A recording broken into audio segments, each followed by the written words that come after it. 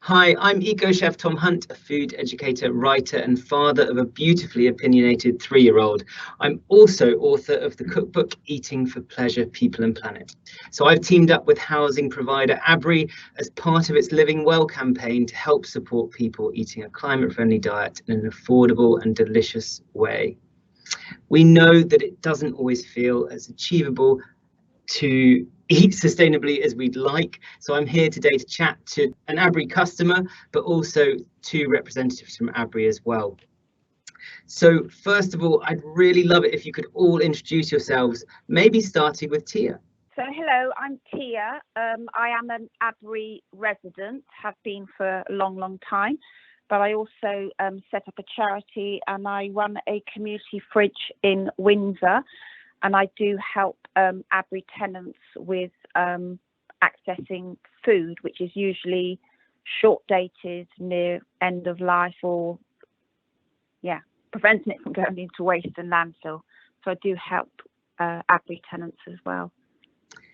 Tia, it's an honour to have you on the call and to hear your points of view. It sounds like you have a first-hand kind of understanding of the situation that a lot of people are in right now. So I'm really looking forward to hearing your questions. Olivia and Barbara, do you mind introducing yourselves and telling us about your roles at Abri? I'm Olivia and I work at Abri as a corporate communications assistant, and in addition to that, I'm a climate champion, which means I deliver carbon literacy training to colleagues. And I'm Barbara Cook. I'm a community development officer based in Gosport. I'm on the Gosport Food Partnership and the Gosport Climate Change Partnership, and I'm doing a lot of work with customers there here in Gosport on growing your own and reducing food waste and making the most of the money, the food that we've got and the money that we've got to spend on that. So lots and lots of different projects. There's a lot of interest out there, and there are a lot of questions from our customers as well to put to Tom today. Amazing. I thought it might be fun, first of all, just to hear a favourite meal that you all like to cook at home. Well, do you know what? I mean, recently, I've really started to get into more vegetable-based dishes from all the work that I've been doing. It's kind of shown me how easy it is. So I'm really just enjoying trying new recipes, curries, and but vegetable-based curries. So I'm just really interested to hear what ideas you've got that can spice up some of my recipes as well to hear, Tom. So amazing. And Tia, do you have anything you're enjoying cooking at the moment? I am really terrible. So as well as running the community fridge, super busy. I work nights and I finished work at 7 this morning. So I invariably do not cook. I need to have more time to cook, but I don't. I think that's really important to consider. Many of us don't have time to cook. I'm incredibly fortunate working in food that I do have a lot of time to think about food and cook, but of course we don't all have that time, and that's partly what this campaign has been about, is looking at how we can eat for, well, the planet as well as ourselves, even if we're kind of on a real kind of shoestring budget or have a lack of time to cook. Olivia, is there anything that you're enjoying cooking at the moment? So I eat a plant-based diet, and I have for the past 7 years or so. So I like trying different things with that. But my husband and I really like Mexican food, so we do like a lot of burritos, tacos, enchiladas, that kind of stuff. Delicious. So now we've introduced ourselves, I'd love it if you could all ask me some questions. Tia, I know you've got some brilliant questions. If you'd like to ask me one, I'd love to hear it and know if I can help in some way. As well as running the community fridge, I also work in one of the very large supermarkets where I get to see firsthand the amount of food that is either wasted, destroyed, or unfit for sale in the supermarket aisles. So they even donate it to charity. Sometimes they think it's not even good enough to donate in charity, so it is thrown away. I think there needs to be a drastic change around all supermarkets about the amount of food wastage, because I'm actually seeing a bag of peppers with one that might be a bit squashed or bruised. Sometimes they'll throw that whole bag away. They won't take the damaged pepper out and sell it or reduce it, but it does either get thrown away, or sometimes it will get donated to charity, but invariably some of the food is wasted away. What can we all do about this to change the culture of throwing away food and wastage across all supermarkets? And I think more needs to be done, not just this new box of wonky veg that they deem that it's not suitable for selling because it doesn't look beautiful, but I think what can we do to change the culture of food wastage within the local supermarkets? And our charity picks up via Fair Share and Neighbourly, so we're picking up from Sainsbury's, Tesco's, Waitrose, Lidl's, pretty much everywhere. Firstly, Tia, I just want to say I'm amazed by the fact that you are so active within your community and that you're doing so much, especially when you have such little time yourself through the kind of long work hours that you're doing. And so, yeah, I just want to commend you highly on that because it's incredible. And I feel like I could learn more from you as well to kind of like help volunteer more in my local community too. You're doing an incredible job through the work that you're doing and through working with charities like Fair Share, who I've worked with a lot in the past too. But I think as individuals, if we have the time, whenever we can, writing or like basically complaining to our supermarkets, they do listen. And actually, since food waste first hit the headlines in the kind of, well, 2010 and around that time, a lot has changed. There's still so much to do, and the supermarkets are not doing enough. And really, I think they are the ones who hold the key responsibility. As individuals, we can make a difference, but the impact supermarket has is just multiplied by millions and millions of times. And so anything they can do is just going to make a big kind of environmental shift. So if anyone has the time, I really think it's worthwhile writing to your supermarket. Normally they have quite a kind of clear complaint system that's quite simple. And I've heard some kind of winning stories about restaurants changing their policies based on a few people complaining about a sustainability issue. So I think that's why we're starting to see the change, is the shouting that people are doing. But obviously, the more we can do, the better. Another one, of course, is to write to our MPs. But again, if we're time poor, then it's not necessarily on us. It's just kind of if we have the opportunity to do that. Do you have any other questions, Tia? Yes. The food that we are invariably left over with at the close of the community fridge at the end of the day is usually bread and brown overripe bananas. Do you have any cost-effective recipes, maybe using a few cheaper ingredients, that you could share on how to use these two food items that would make either of them into a family meal? All I'm coming up with, which is terrible, is like banana smoothies, banana muffins, banana bread. Yeah. And we really need some inspiration for some quick, easy recipes for using up the specifically bananas and bread. Yeah, Anything yeah. left at the moment, we donate bread to the Swan Sanctuary, and any of the bananas that people actually won't take or are not happy to take, we donate to a local pig farm. So we don't actually throw anything into the bin. It does get passed down. Well, that's incredible. And the food waste, you're kind of following the food waste pyramid there. If it's not fit for human consumption, then it should be fed to animals and then, of course, composted and turned into soil. So that's really important. And I would consider that those ingredients no longer food waste because they've been kind of recycled back into the system. But of course, it is important to eat food when it's edible and whenever we can. So I'm really happy to share some recipes with you. Brilliant.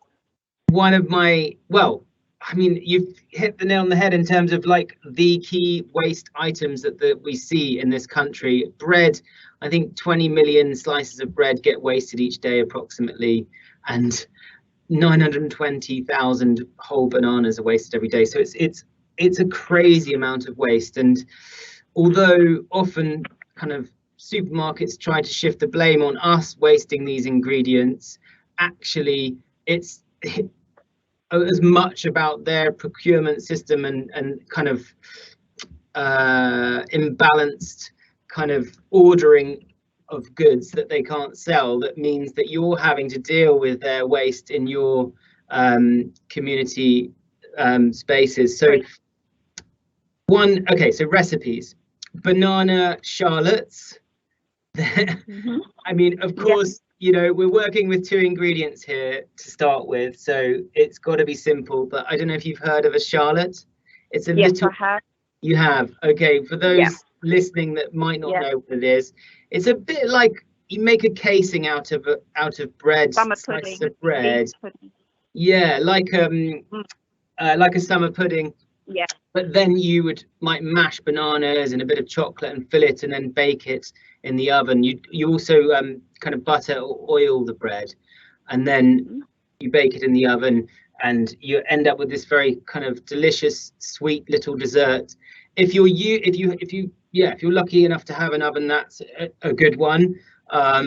Also, of course, if you're using the oven, it uses quite a lot of energy.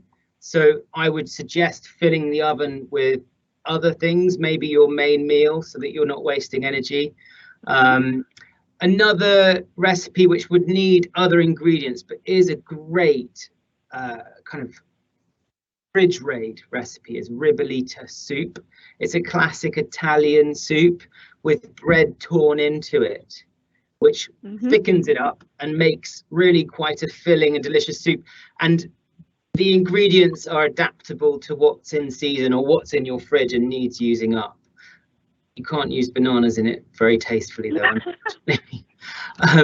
Another good bread recipe is a brown Betty, and you could make it with bananas. I've made it with soft fruit, other soft fruit before, like peaches and plums, but I think you could make it with bananas. So it's basically kind of chopped fruit tossed with a little bit of sugar and optionally some vanilla essence, and maybe even a tipple of brandy or alcohol if you've got some spare, like a spirit, and then topped with bread which is torn into pieces and tossed with sugar and butter or oil, and then placed on top of the fruit, and then again baked in the oven, and it becomes really crunchy and crispy on top, and it's a lovely kind of zero waste dessert. Other kind of recipes you can make using the hob are kind of a traditional Spanish way of using up leftover bread is called migas, and it's a carb to replace rice or potatoes, where you tear bits of bread, rehydrate them a little bit with some water, and then fry them in oil or whatever, butter, and then sometimes you can add flavor, so they'll add some crumbled little bits of chorizo. You could just use a little bit of bacon, or I make one with fried mushrooms, which is quite tasty. Yeah, I don't know if those are helpful. Hopefully they are.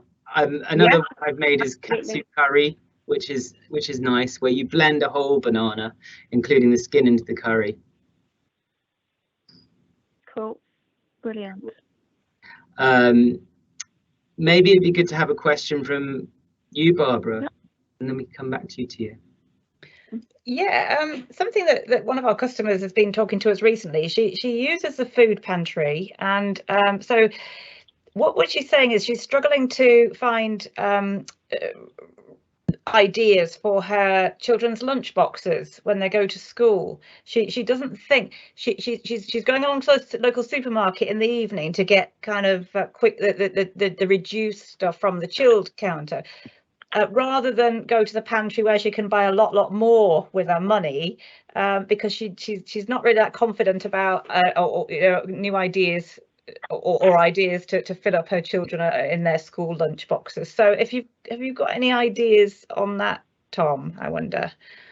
School lunch boxes. We give our daughter leftovers from the day before. So yeah, if we try and bulk cook when we do cook, so that we have ready meals, as it were, ready in the fridge or freezer. So so if I cook a meal, I think it takes just a few extra minutes to make 8 portions rather than 4, for example, and then you have those extra portions spare, which is a great time saver. But of course, I mean, you know, the sandwich is something I'd always go for myself. But yeah, leftovers and fruit is what we give our daughter. Olivia, do you have a question?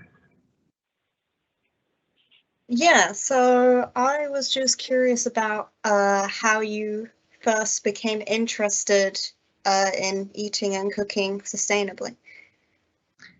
Thank you. I've always been really interested in cooking. I used to make pancakes with my grandma, and we always were lucky enough to eat around the table each evening, and I think that really helped give me a passion for food and led to working in food sustainability. So I lived on a lot of farms when I was younger, a community farm for a period of time, a permaculture farm. And I also worked on an intensive pig farm. That was my first job, which kind of gave me a look at kind of industrial agriculture.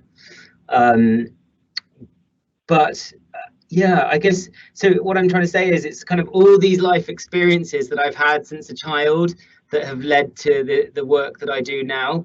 But 2 key chefs that really helped form my career. Well, my first chef was a guy called Ben Hodges, who ran a slightly crazy cafe that toured around the British music festivals and also catered for weddings, which was certified organic. So that kind of started to give me a bit of an idea about kind of organic food.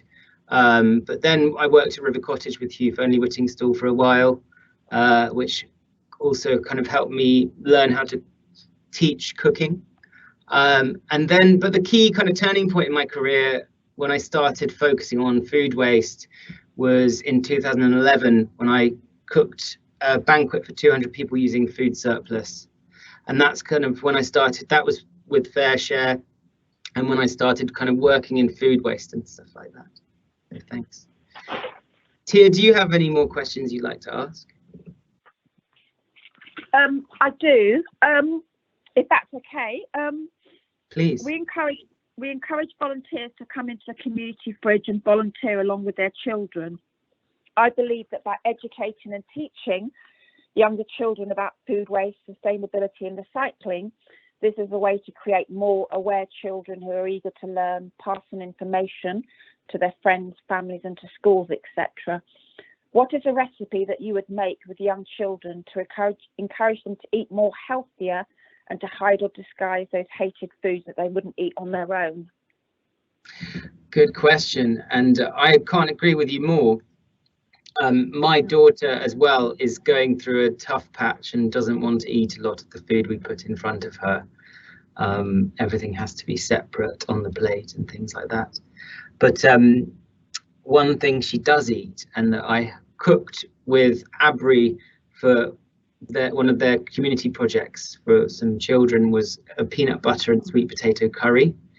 I chose peanut butter because a lot of kids love it, and sweet potatoes, but together you can incorporate spinach or other ingredients into the curry as well if you want to hide other ingredients. But I also think one of the most important things that you can do and this is harder said than done because I'm experiencing it now myself, but the importance of a child's exposure, really kind of harking back to your idea and the point behind the question, really is paramount, because if they are exposed to the raw ingredients, to gardening, even if it's an allotment windowsill, growing some seeds saved from a fruit or vegetable,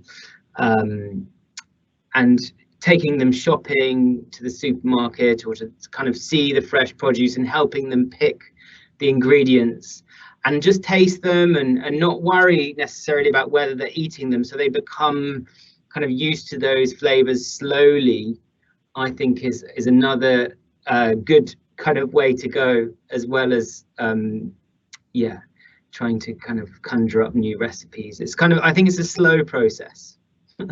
Well, that's what we're experiencing with our child. Right. Cool, thank you. But yeah, Barbara, do you have another question? Yeah, I do.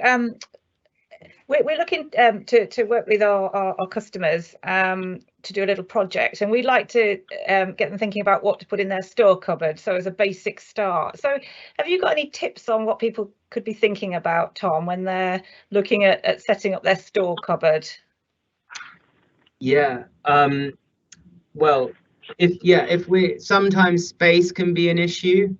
Not everyone is able to create a store cupboard of ingredients, and so, but it's still a good question, because when we can, it's actually a great way to save money and to improve our diets, because we can focus on whole plant-based foods, and dried foods. Sometimes, again, there's issues around dried foods because they take time to cook and energy, but I mean, I personally think canned beans are kind of like a half-made ready meal in a sense, because their pulses are a brilliant environmental crop, especially when we're swapping out that protein for animal protein.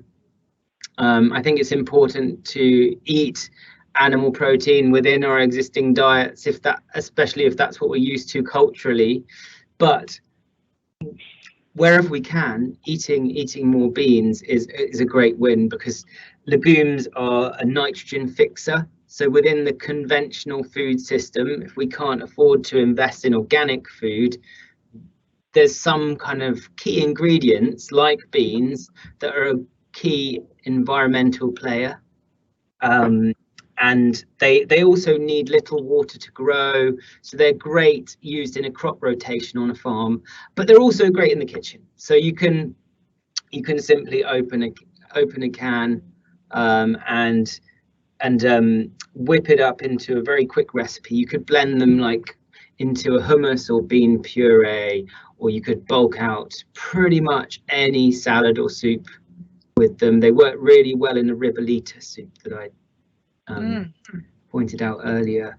So I think they're a really good, solid, store cupboard ingredient.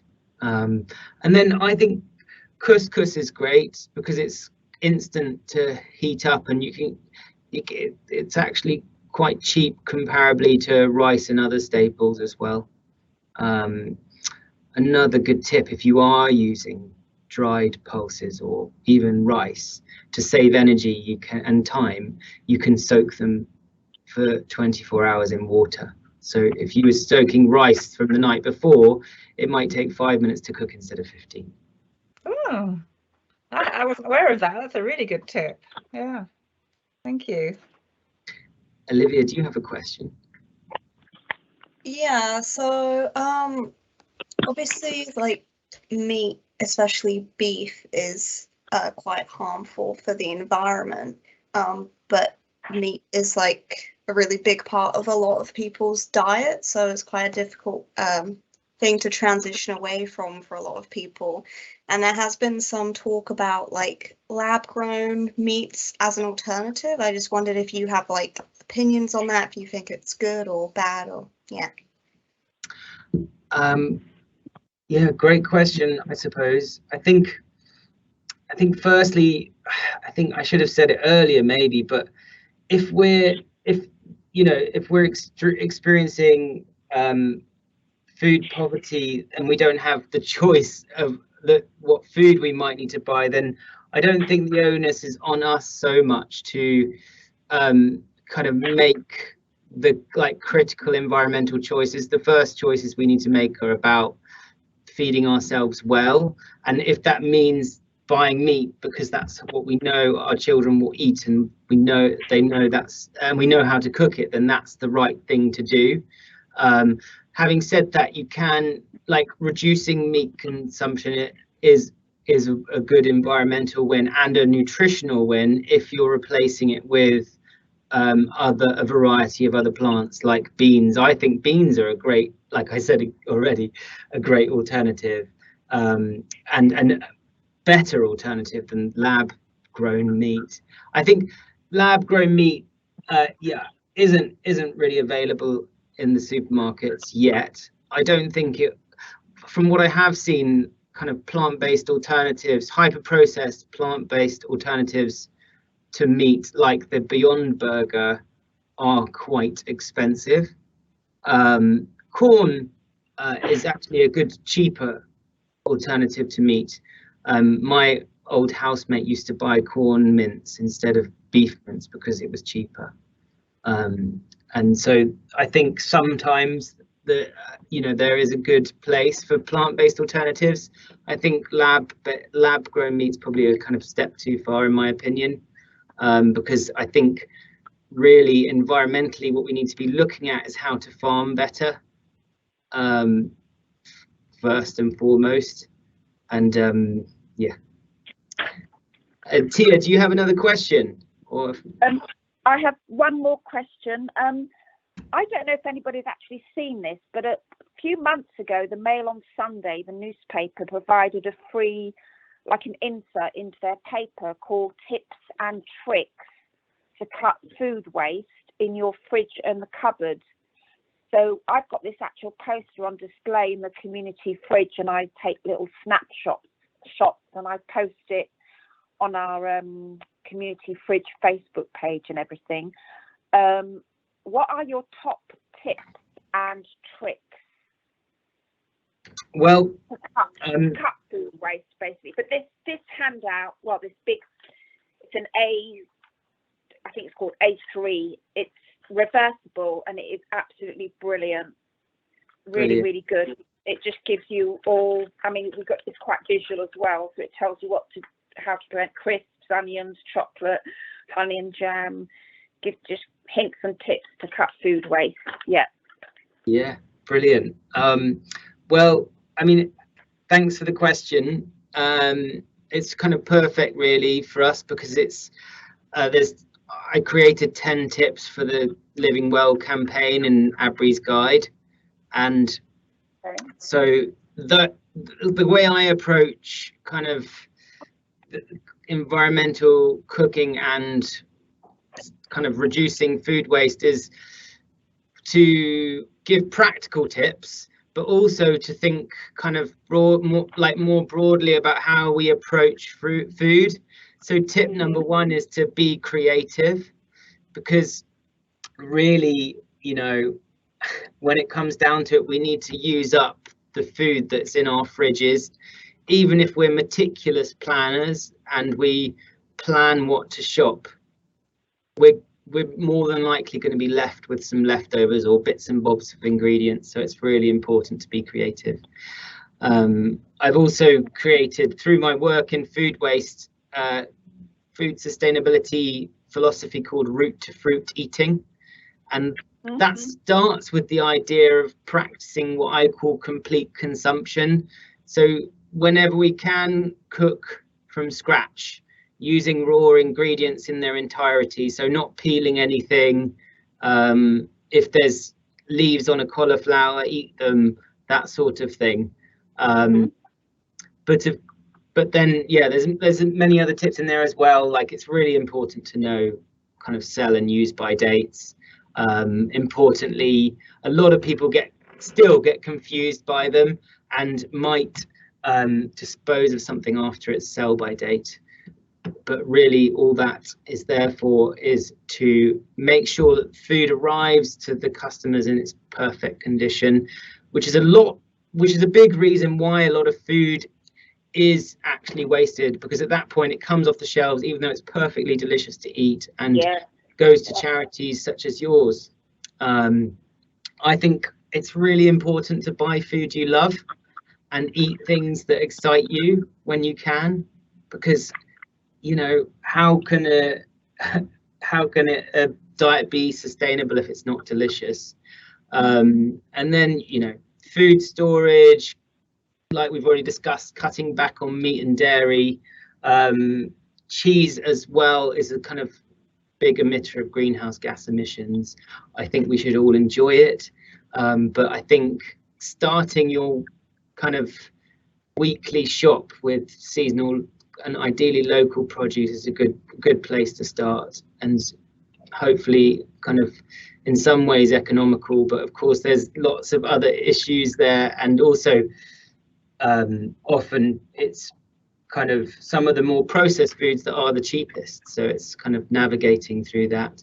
And then if you really kind of, if you have the time and you're really dedicated, then keeping a waste diary, just a scrap of paper in the kitchen and just noting down what you waste, so that if you have a bit of headspace you can kind of maybe consider how it could have been saved next time. Oh, that's brilliant. Thank you. Thank you so much. And do you have any last questions, Barbara and Olivia? I've got a quick. I was really interested just listening to you there, and I think there's so much that can help us all. One thing that's really big here in Gosport, like in many other towns, is the takeaway.